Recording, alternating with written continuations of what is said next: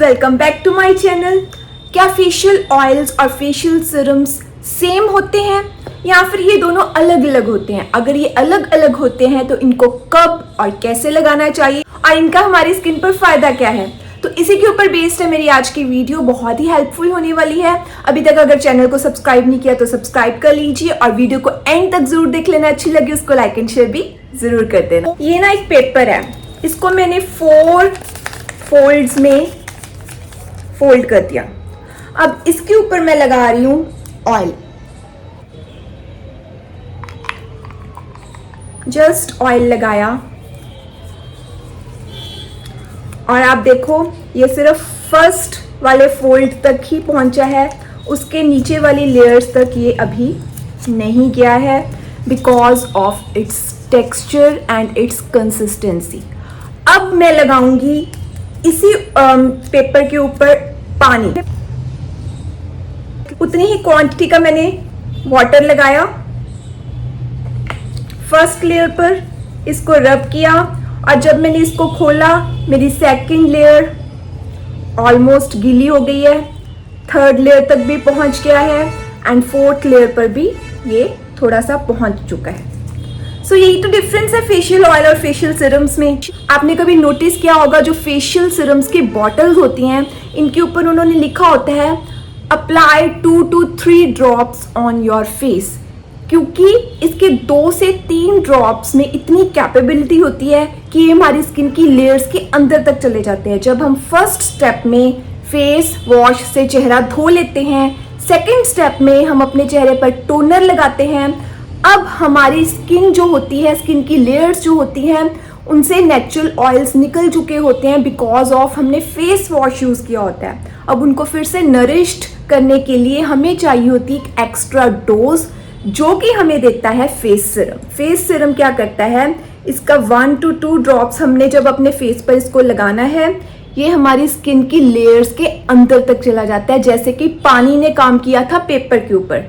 अब हमारी स्किन के अंदर की लेयर्स तक ये पहुंच गया, हमारी स्किन अंदर तक जो है वो नरिश्ड और मॉइस्चराइज्ड हो गई। अंदर वाली लेयर्स जो स्किन की है वो भी नरिश्ड और मॉइस्चराइज्ड हो गई।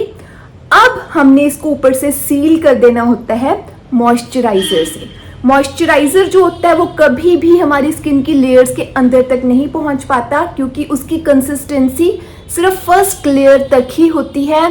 हमारी फर्स्ट लेयर को नरिश कर पाता है, अंदर वाली लेयर्स तक नहीं पहुंच पाता, जैसे कि ऑयल ने किया था। ऑयल फर्स्ट लेयर को अच्छी तरह से नरिश कर गया था लेकिन अंदर वाली लेयर्स तक वो नहीं पहुंच पाया था। So this is the role of face serum. So अगर आपको फाइन लाइंस हो चुकी हैं, अगर आपकी स्किन लूज हो चुकी है, अगर आपको पिगमेंटेशन डार्क स्पॉट्स की प्रॉब्लम है, तो ये सारी चीज़ों का सोल्यूशन फेस सीरम है।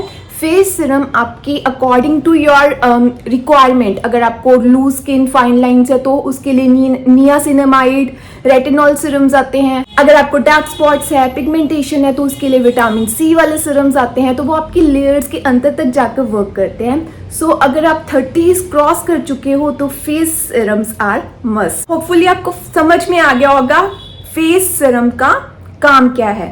अब बारी आती है फेशियल ऑयल्स की। बहुत लोग फेशियल ऑयल्स को फेशियल सीरम्स के साथ कंफ्यूज कर लेते हैं। हमेशा थर्ड स्टेप में हम फेशियल सीरम लगाते हैं, लेकिन जो फेशियल ऑयल होता है इसको अगर हम थर्ड स्टेप में ही लगा देंगे, मीन्स हमने चेहरा धोया, उसके बाद हमने टोनर अप्लाई किया और थर्ड स्टेप में अब हमारी अंदर वाली लेयर्स को भी नरिशमेंट की ज़रूरत है, क्योंकि हमने चेहरा धोया हुआ है, अंदर वाले नेचुरल ऑयल्स निकल चुके हैं। सो अगर हम अभी ही फेशियल ऑयल लगा देंगे तो जैसे मैंने आपको दिखाया था पेपर के ऊपर, सिर्फ हमारी सरफेस ही नरिश्ड होगी, हमारी अपर लेयर ही नरिश्ड होगी, अंदर वाली लेयर्स तक ऑयल नहीं पहुंच पाएगा।